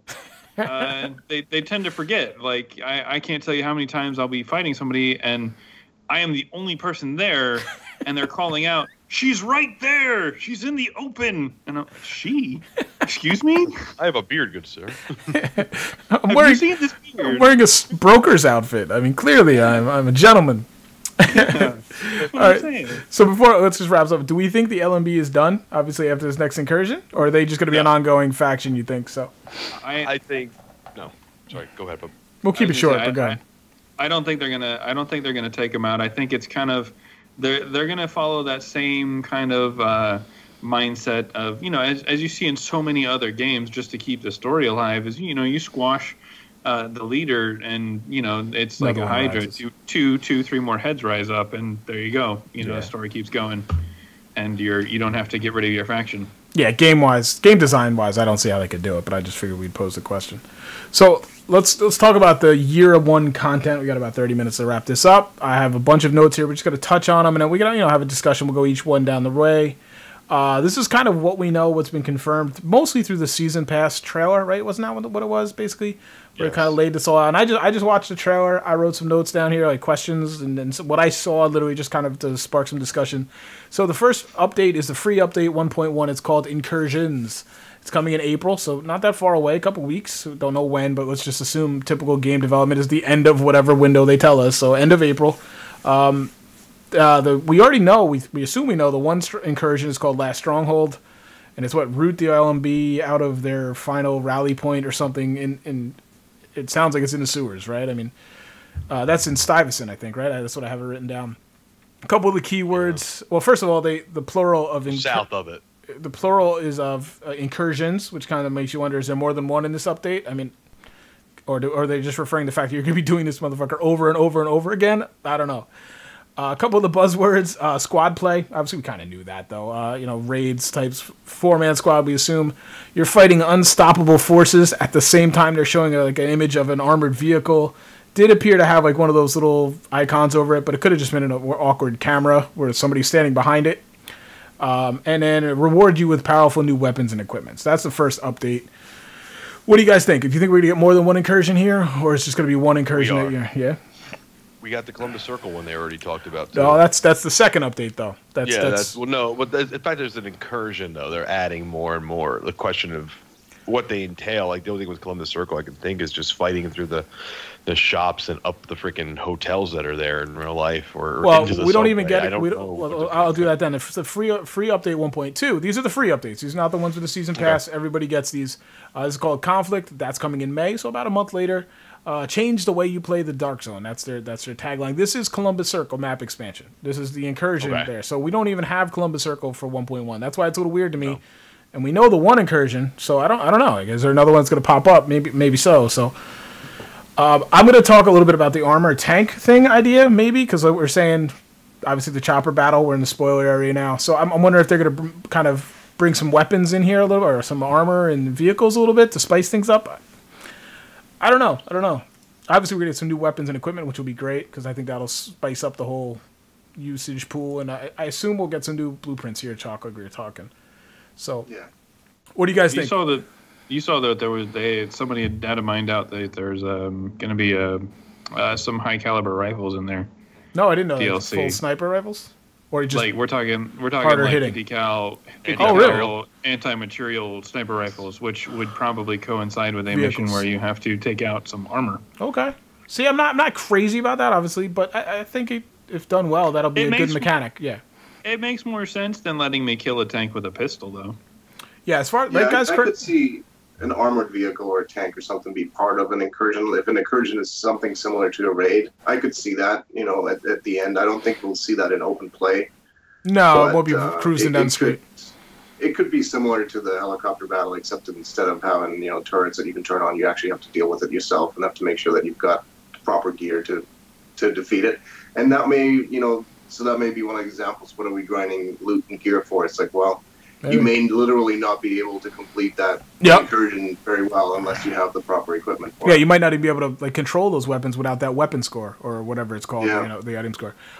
Just to clarify, Notable's saying he didn't know these are free, right? I wrote these. You get the 2 free updates, right?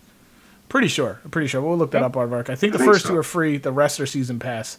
The first 2 are released for everybody at the same time too. The Xbox expansion is only the first expansion, which is in June. It's the first 2. Underground Survival or Xbox first, I think, and then Last Stand is for everybody. Oh, okay, but that doesn't start until June. No. But the free updates are for everybody, same time. So, I mean, basically, we got April, we've got May, we've got June, summer, and winter. So for the next 3 months, we're going to have some content coming, which I think is smart on their behalf, or on their part. All right, so let's talk about conflict then, too. Changes the way you play the Dark Zone. This has sort of been confirmed to basically make the entire map a Dark Zone. It's opt-in. I've seen the community manager basically confirm this. I don't know how reliable that is. It's not been officially on any of their websites or anything, so it could change. Yeah, I've seen that. I missed that, too. I believe on Reddit. Again, it's confirmed because I've seen it from decent source, but it's not confirmed, so just keep that in mind. But their tagline has changed the way you play the Dark Zone. What I saw was that you will be able to opt in for a map-wide Dark Zone.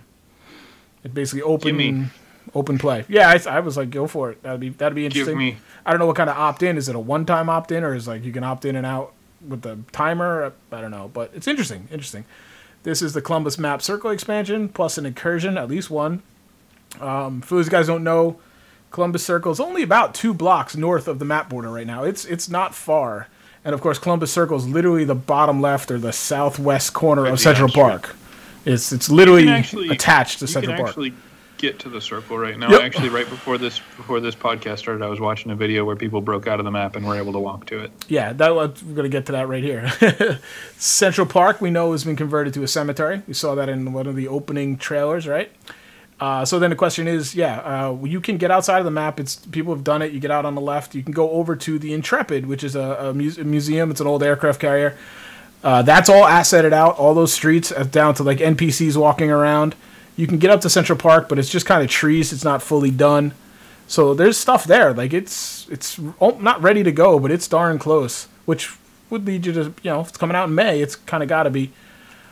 What do we think is going to happen here? Obviously, we think the map's going to shift up. Are we going to get a lot of Central Park? We're going to get Dark Zone in Central Park with some more open combat, more sniper festing. It kind of leads to a lot of possibilities there, I don't know if the whole thing's going to be an opt-in to turn the entire map into. Yeah, I have no idea. It seems like a pretty drastic. It could also go with what we're talking about.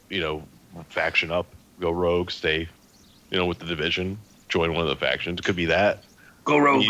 It's very broad. It's very broad what they're saying, and until it's been 100% confirmed, I'm not even. Yeah, I'm just bringing it up for sake of discussion. I mean, obviously, they're saying you're going to change the way you play the Dark Zone. I mean, I don't know what else that could be. If they're going to add factions, that would be the update that does it, in my opinion. Joinable factions, rather. Sorry. Yeah. I'm just trying to think of will the story be expanded enough? Because I'm feeling the whole Keener storyline is going to kind of take. I don't think the story is going to get flushed out much with these next 2 updates. No, I think that's going to be expansion.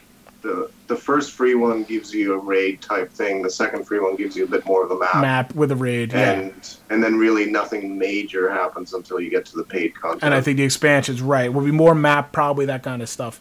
Real quick, Hanging Garden, what bridge are you talking about? Because there's a Brooklyn Bridge on the east. He's talking about Brooklyn. I don't think we're going to have anything. I don't personally think we're going to have anything to do with Brooklyn. If you look at the map, it's just too much space. But what is the one on the left? Is that to George Washington? No, that's the Manhattan. The George Washington is. Yeah, I'm not good with the bridges. I don't George Washington is George Washington is further up north. Because there is one that you get out of the map, you go over by the Intrepid, and you can get up on a bridge, which basically takes you almost to Midtown there, right by Central Park. That's kind of how you get there. If you look on YouTube, there's videos about getting out of the map. You can see for yourselves. Let me take a look real fast. But I'm pretty sure I don't see how. The bridges seem like natural transitions to like a year 2, year 3 type of thing. You know. Yeah, like a natural border to kind of. I would hope so, just because of the fact that in the trailers now, you can shame me for this if you want, but in the trailers they did show that we had access to a whole lot more in New York than we actually got. Oh yeah, well that was. Oh yeah, that first like when they zoomed out, it was New Jersey, Brooklyn, Harlem, Manhattan. Yeah, but. Well, where's that? We also had also in the first trailer when you go to the safe houses, you can go to the maps and it updates locations of events and such. In the initial trailer, when the map was updating, a couple of things were actually in New Jersey. There was like a extraction point in New Jersey as well. So and it was like we also had the tablet thing. We had guilds. It looked like territory control. You know, obviously that was them just rustling jimmies to get some hype going. Russell did. Oh yeah, they were. I went back and watched. We were fully rustled at the time. So, yeah, I think Chalk's right. I think the first one's just like booster content for what we have. It's probably I would guess 2 incursions, which are just going to be big missions, more or less. I think we're all. I mean, I'd be surprised if it wasn't 4-man incursions basically. The second update is going to be a little bit more of an expansion. I don't think we're going to get a ton of map here. I don't know how much of we're not going to get all of Central Park. Central Park is massive. So you might get a little, into the Central Park. And I think the Dark Zone will kind of go up, either stop right at Central Park or go into it a little bit. I'm not sure. I think it would go all the way north because of the reservoir and the mall in the center. Now, my hopes here is that because of how it's situated, to the left there is where the Intrepid is. Now, Bumbles, I think you brought it up. We saw the Intrepid in that cut video of LMB. Yep. It's an LMB vase. It's all marked out LMB. If you go out of the map, there's LMB vehicles there. There's banners, paintings everywhere. So I wonder if the incursion might possibly be tied in with that. Maybe we're taking on the LMB again, and that's the incursion, is the actual old aircraft carrier, which I think would be really cool. It's already been in the story, like I said, a little bit, so we'll see. Maybe that's where they rally to after we kick them out of the sewers and the Ninja Turtles reclaim their home. I don't know, but that just, I mean, it's a huge landmark. I don't see how you can go into that area and not do something with it, so that would be interesting. Now, the first expansion then is in June, and these ones we don't know a lot about. This one's called The Underground, and the only thing we have of this is deadly enemies are regrouping. Now, this, obviously you think maybe LMB, but we've already seen that with the first incursion, so this could be Keener. He's down in the sewers. He's got his little anthrax-making smallpox thing. I don't know. It's pretty broad, but that's why I'm thinking Keener disappears for a while. For these 2 updates, 2 months, whatever, and then now he comes back in the big expansion. But that looks like that's going to be expanding down, not expanding map, which could be huge all the same. Second expansion is in the summer. It's called Survival. This one's a little weird. This one says you gather resources to survive, and you resist the temptation to go rogue. See how we're tying back into what we were just talking about 10 minutes ago, where maybe you got a choice to make. I don't know, or maybe this is where they take everything away from going rogue. I don't know. This is what Keener was touching on. He was saying, you act all nice around Lao, but I've seen how you act in the Dark Zone. So I feel like they're kind of hitting a theme here, which I think is a great theme. So I'm hoping they really go for this. So that'd be interesting. And then the last expansion here is Winter. It comes out in winter. It's called Last Stand. New threat is rising. I mean, that could be anything. Could be you, right? If you want to go crazy, right? Squads prepare to defend versus a relentless foe, recruit agents, and build defenses. Now let's just think for a minute. Maybe that's you, right? You're preparing to defend against a relentless foe, maybe JTF. You got to recruit agents and build defenses. Maybe you turn here. Yeah. I would love it. I don't know. I mean, this is me going off the rails, but that's what's fun right now, right? That we can do that. And we'll look at this podcast maybe in a year and laugh at ourselves because it's so really lame. And we're fighting zombies, right? Oh, God. But, you know, Please, no. My guess for that would be something like it could, you know, expansion 1 could finish off the Keener story arc. Expansion 2 could, just throwing this out there, but it could have something to do with the division falling apart. And then in expansion 3, you're fractured. And somebody mentioned it earlier in the chat, I think, Guild Wars 2 World versus World. So we're talking about like a guild type thing. Yeah. Or a group thing, like a faction thing where you can group up with other players, right? Because that was one of the things in the trailer that you mentioned that it used to, that they sort of showed in the beginning, that you can have guilds or clans or whatever you want to call it. Yeah. Yeah, it could be no good guy, bad guy. It's just fighting for control at that point. So. Yeah, it's just you and your friends, or, you know, that's your block or whatever. I don't know, but it feels like it could go further in that direction. I think the big thing for the third expansion, you know, we could just theorize about the story, and it's just so open you can't really do it. We could have fun with it. But build defenses is, I mean, that's pretty direct. I mean, there's some form of... tower defense. Yeah. I mean, we're talking maybe a Fallout type of thing where you're building some installments here. What are we doing? Are we just putting down a shield? You know, like, I don't know. I would love to build, like, take over a block or something with my friends in the game, right? And make that ours. And have to build up defenses against you guys or other people who play 100%. The game, right? That would be like awesome. a guild base of operations. You know, and you could there's certain territories that can be claimed and defended and taken over and change hands, and I mean that would be incredible to me. Like, I mean I don't know how the logistics of that work, but yeah, I would say that's probably where your hang-up's going to be, is on your logistics, because how many people are playing this game right now? I mean. Yeah, I mean, how many places are? I mean, what do you get, instance at all? You know, like, that's the hard part. So, but I mean, they could do it. They did Assassin's Creed Unity with the club score. Like, compare your score on your heist missions against other clubs. They could do that. I mean, that's more minimalistic as well. But that made me cry. That was so underwhelming. I mean, and I don't want to be that guy. I'm always that guy who hates on Ubisoft. So I just hate the language that says your squad prepares to defend against a relentless foe, because I'm telling you, the zombie just call is going to be going crazy. And you want to talk about tropes? If there's one thing I do not want to see in this game, and there's one thing I do really enjoy about this game, is it's rooted in reality. There's no zombies or craziness. It's just the worst thing they could do. Would be to add zombies. I get it. It's begging for it in a way because there's corpses everywhere and all this. But no, just can we have one game that doesn't have zombies? The whole science behind it has been rooted in reality, right? Like the virus, they've explained it, how it was manufactured, how it spread. Like, and that's Tom Clancy. That's what it is. Above board, right? Yeah, there's been no science fiction elements really at all. Yeah, he's like Tom. Yeah, it's Tom Clancy, Michael Crichton, where it's like just real enough that you can buy it. I'm into it. I'll buy this. I'll go with it. You know, like it's not total fiction. You know, so, but yeah, if they would lose me if they just took a turn like that. I'd be like, nah, it lost everything. Here's a thought. Maybe the whole new foe isn't necessarily, because I think we can all kind of agree that zombies would be a bad idea. But would it be too far of a stretch of the imagination for them to bring in another faction via, say, another place in the world? Like another country, right? Opportunistically, like a new PMC, you think?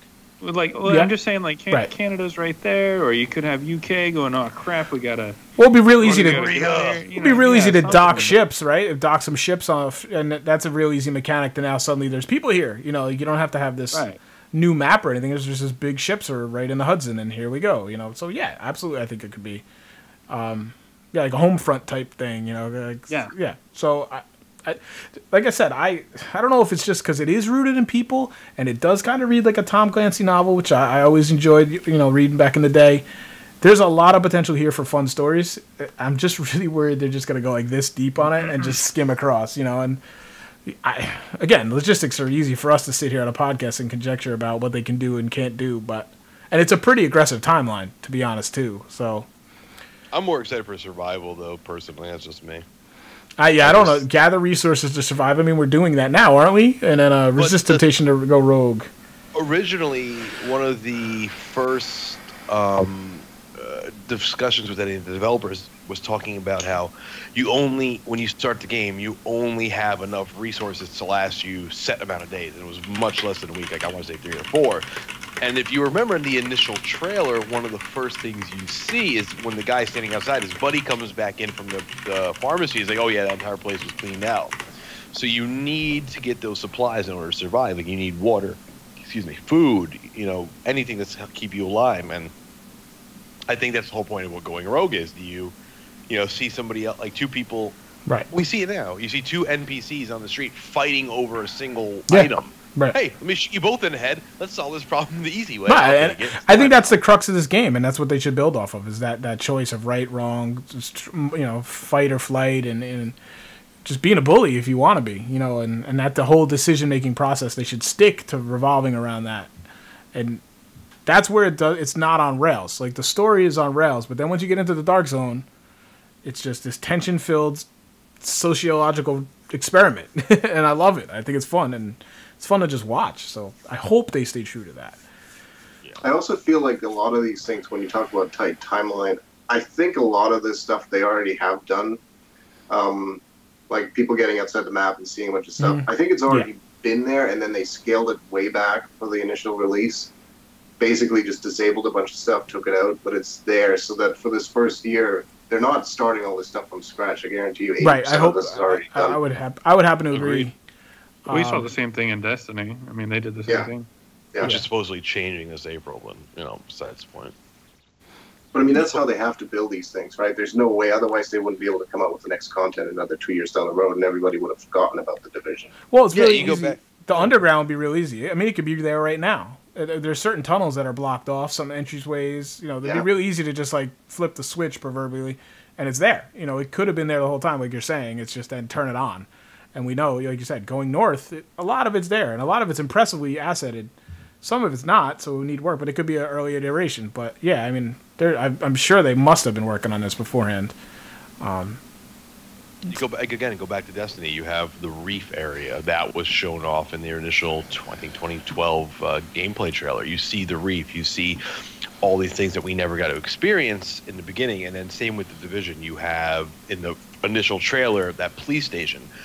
In the beginning of the game, you actually go into that same exact police station. Oh, yeah. But you go around instead of through the front gate, and it's you fight to the rooftop, and so it's like it's there, it's all there. The question is, will we see this, or has this been cut for good? Right? Was it toned back, or is it just being held back? Yeah, right. Yeah. So the last one I want to touch on my doc, and then chat, feel free to chime in with what you think might happen in all these updates, because this is the fun part. I remember doing this in Battlefield 3, Battlefield 4. This is the fun time where like anything's possible, and this is where you get your fanboy on, and then your hopes get dashed and killed. I guess the one other and Puppy, or not Puppy, Bumbles. This was kind of your thing we were talking about there. Rikers Island raid. I mean, we get to see that because they tease it in the beginning where we saw that Central Park was a grave. We see Rikers Island on fire. So they're kind of teasing that, and I just think it fits really well story wise. Like here's where wouldn't it be a great map too? It's a prison. But the problem is just symmetry or synergy with the rest of the map. Here's this place that you would have to instance over to, which they've fought so hard not to do that.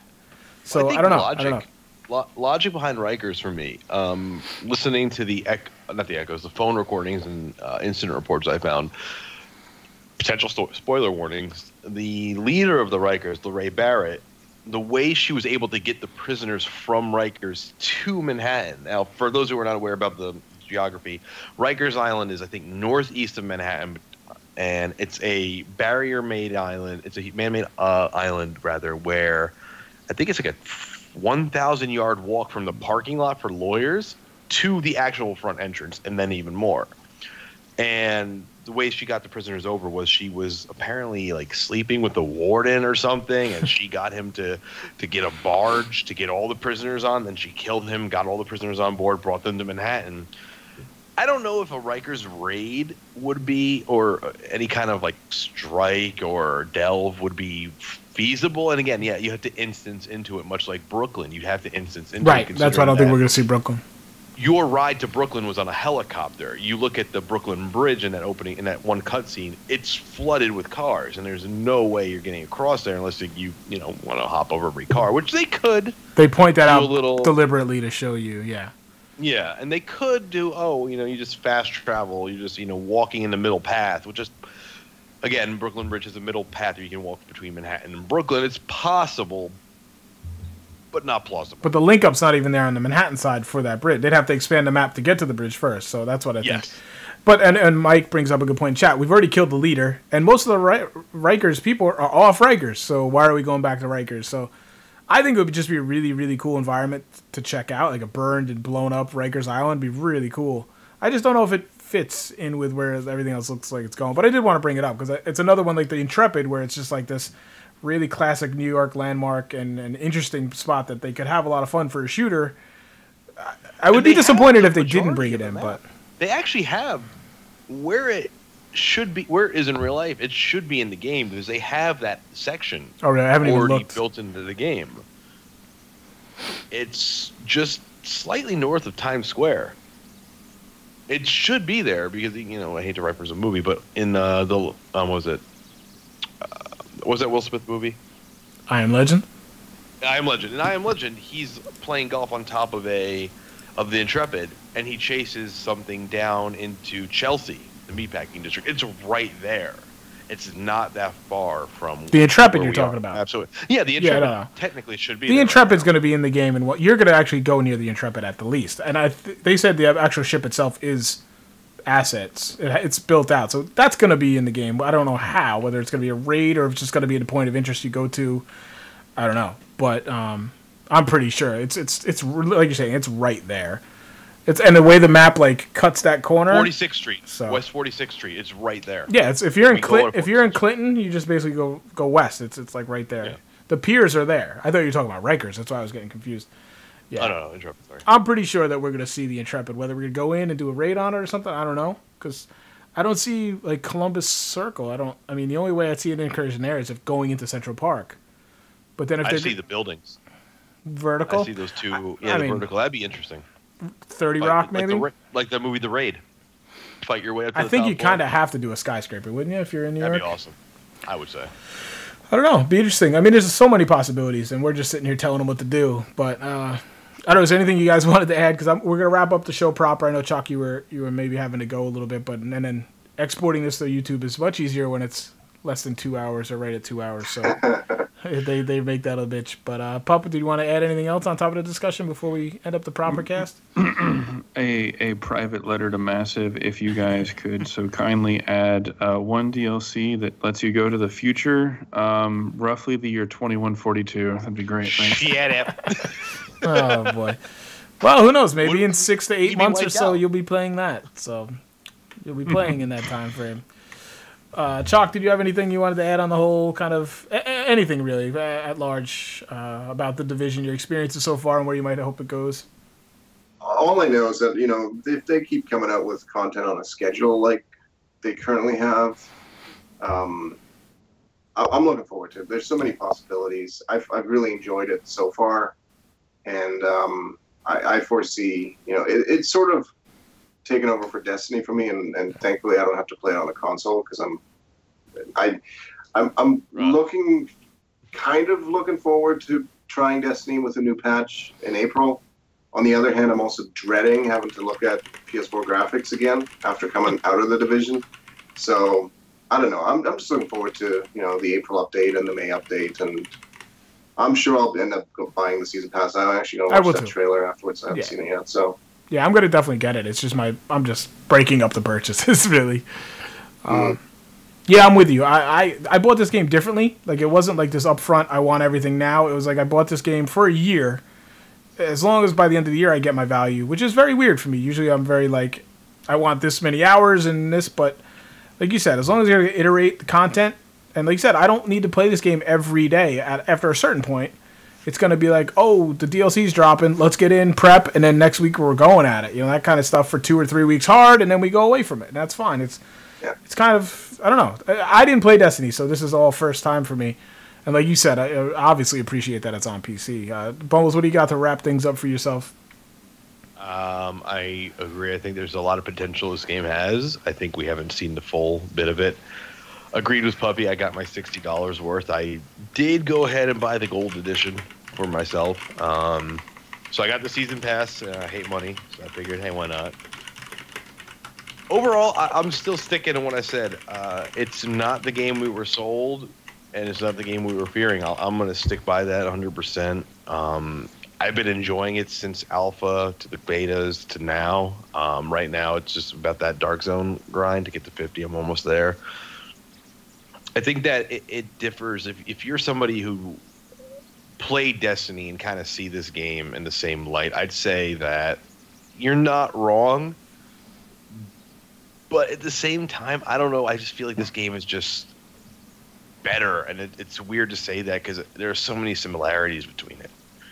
There are so many similarities that there's like enough difference to where I don't know. But I definitely say, again, I'll just end it with that. Not the game we were promised, but it's not the game we feared. Yeah, it's what we said last podcast. We said it's not the game we were initially hyped about, but that doesn't mean it's not a good game. You know, and I see potential for them to start moving it towards what we were hoping it would be. But I'm enjoying it, and Aardvark's got a good point.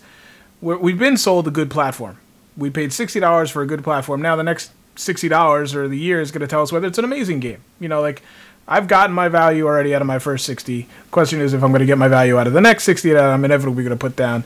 I'm buying in, like Chalk says. I'm going to get it eventually. It's just kind of it's almost like a principle thing. Like I don't see any reason to have it right now, so I'm just going to hold out until they at least show me a little bit more. But what's that? I actually know. I guess the first two are free, so I don't have to make that decision until June. Unless I really want that trooper hat, right? Trooper hat, so swanky. I know. You love. I might just get it. But yeah, I mean, I know I'm getting it. It's just like we've had this discussion with Battlefields. We're like, yeah, we're hemming and hawing, but we know we're gonna get it. But I've really enjoyed it. So you know what would make me definitely buy in on their season pass is if in one of these DLCs, one of the free DLCs, they add bicycles. If they add bicycles, because that makes sense for transportation. But in the DLC, you get vintage bicycles. I would totally buy in. And that actually fits in with the New York City lifestyle. Why? You should just be able to grab the little city bikes, the blue rental bikes. You can just jump on, and everybody's got the same bike. It's balanced. Swipe your card. It'll be fun with the ragdoll animations as you shoot people off them. Would be pretty epic, at least for a week. But Chad, thank you so much for hanging out. We're gonna take the stream down. We're gonna come right back. Pee break. Chalk, if you gotta go, you're more than welcome to.